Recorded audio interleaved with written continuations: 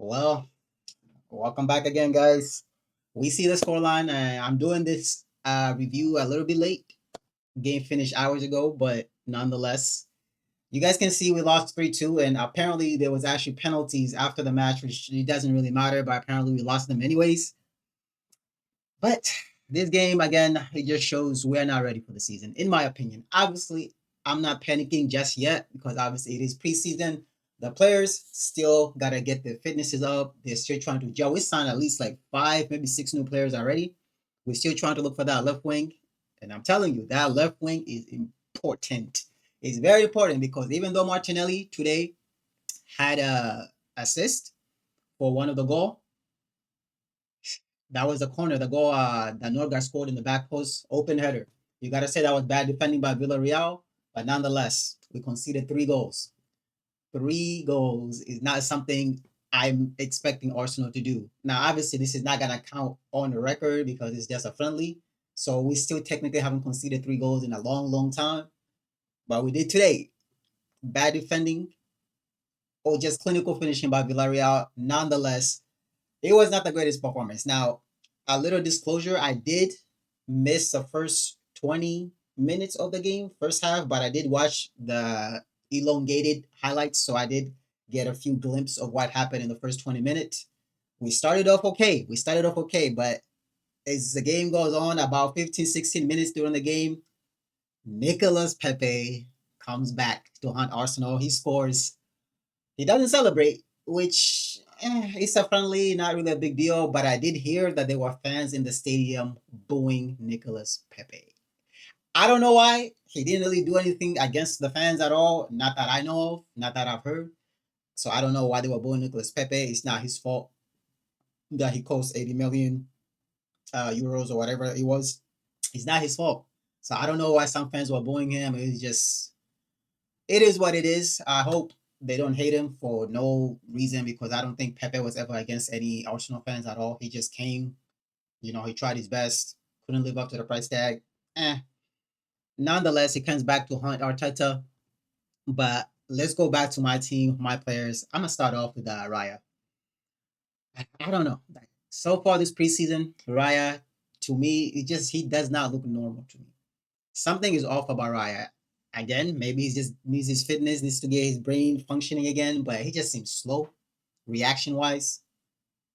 I don't know. Like, I mean, it's not like he did a horrendous display. It's just like maybe things are just not going his way, David Raya, because he conceded, well, technically 2 goals, because I think the third goal was from Kepa. If I'm not mistaken, I think the third goal was from Kepa. So he conceded 2 goals, not three. Nonetheless, I'm starting to feel a little bit shaky about Raya. But let's move on to the next player, Ben White. Got subbed off at halftime. To me, he just had an average performance. I don't think he did anything in particular that made him stand out in any way. I don't think he was really overlapping that often, even at all, in that first half.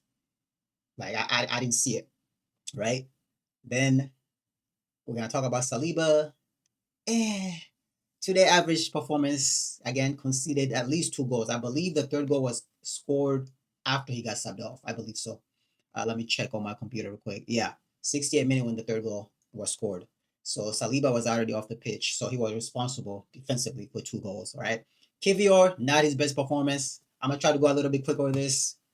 Average performance. Lewis Skelly, he's one of those guys this preseason that he wasn't as ready as we thought he was. That's just my opinion, but he's still very slow to release the ball. It's like his first instinct is to protect the ball, but he just doesn't release it quick enough. And I wish his weak foot was a little bit better so he can get rid of the ball faster because he always has to get it through his left foot, which I don't personally like those type of players, but nonetheless, it is what it is. Nwaneri actually had a decent performance today. I'm not even gonna lie. It was not a bad performance by Nwaneri. He tried, but couldn't really get those assists. I don't think he shot that often, maybe once. I don't really remember, to be honest with you, because I'm doing this review like hours later because I was busy earlier on. Norgard scored the goal. Hey, congrats to him. Actually, I got to see him a little bit in that first half. I got to see him a good 25 minute plus, and honestly, he was okay. I know some people say he doesn't really stand out. He's not like a you know top defensive midfielder, but he just does his job. All right, there's not much you can ask from Norgard other than just play the CDM, get the ball, move it up forward. That's all you got to do. And when you get getting attacked, stop the attack. Move on, Marino. Like me, to be honest with you, I'm confused about Marino. I am definitely confused, totally confused about Marino. Like I don't want to see him playing as a striker since Gyökeres is here, and I get we lost Havertz for this match. Hopefully, it's not a bad injury or anything like that. He should be back soon, Havertz. But Marino got moved into a striker after Gyökeres got taken off. I wasn't happy about that because what you mean, like, and I'm not saying like I wanted Gyökeres to play the full 90. No, no, no, no, because obviously this is his first actual, preseason match because the last game he only played like 12, 13 minutes or whatever. But for me, Marino, like, I feel like we should move this dude to a left back and have him cut inside, basically doing the Lewis Skelly role. And I get it, he might not be fast for that position, but I feel like the way he plays, he needs to go to that Granit Xhaka role when he used to play left back and comes inside. Because I'm gonna be honest, every other position I see Marino in, he's too slow. He can't really play that DM position where he needs to come ask for the ball from the keeper because he's slow on the turn. He's very slow on the turn. So if we can move Marino somewhere else, I would be so happy about that. We're gonna move on to Saka. Not his greatest performance. He did start off well. The first, I watched some of the highlights of the first 20 minutes that I missed. We did start off well. He gets the ball in the wing, beats his defender, but then the final ball, it's either it doesn't find the man or it's just we need to be more clinical with our wingers. And yes, I noticed a lot of our attacks do come from the right side. Even when we made the subs with Saka and Onera coming off, we're still heavily reliant on the right wing. The ball keeps going to the right wing, which I don't like. Excuse me, guys. Then there's Martinelli on the other wing. Again, he had an assist today from the corner, but his overall play needs to be consistent. He's not consistent enough. That's what I'm seeing from Martinelli. There's just no consistency for Martinelli. All right. Sometimes he beats his defender. Sometimes he loses the ball. He's always looking down. I just need him to improve.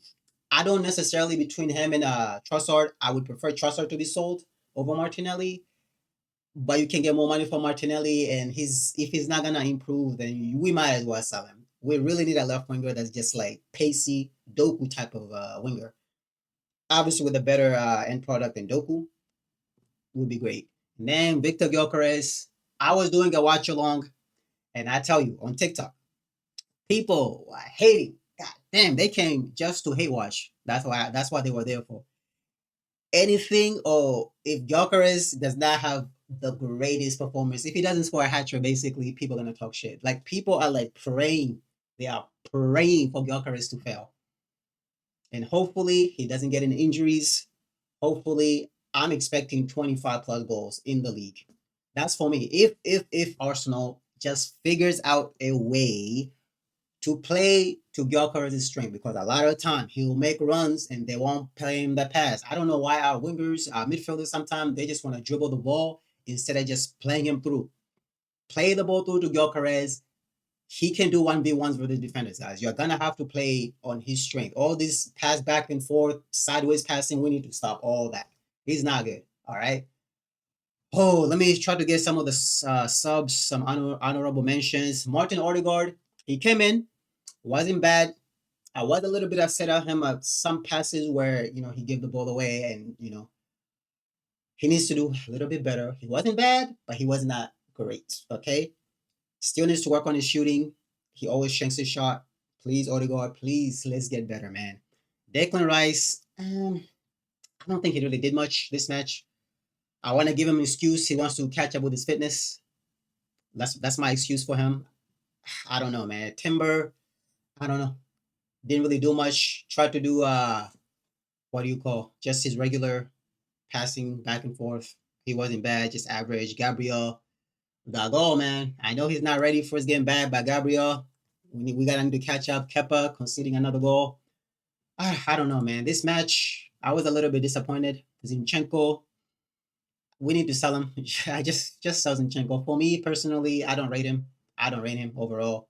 Madueke had a little bit 13 minutes display, few crosses, one or two crosses. I can see him playing that left wing, but to be honest, I want Madueke to play as a backup to Saka. I'm gonna be honest. I want Madueke backup to Saka. Let me see who else. Zubi Mendy. I can see, I can see potential in Zubi Mendy. I noticed something. He can play with his weak foot as far as passing, and I like that because if he was only right-footed, every time he would try to get the ball to his right foot. But I noticed he always passes with his left to make quick passes. He doesn't try to get the ball to his right foot. The ball comes to him on his left, he just passes it with his left. I like that from Zubimendi. And then Christian Mascara. Hey, I like this guy already, man. I already like this guy. Mascara, I actually want to see him playing as a CDM.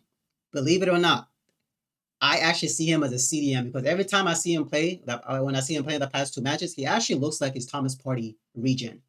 He looks like a Thomas Partey regen. I would really love to see him playing as a CDM, to be honest. And that's going to give him more game time.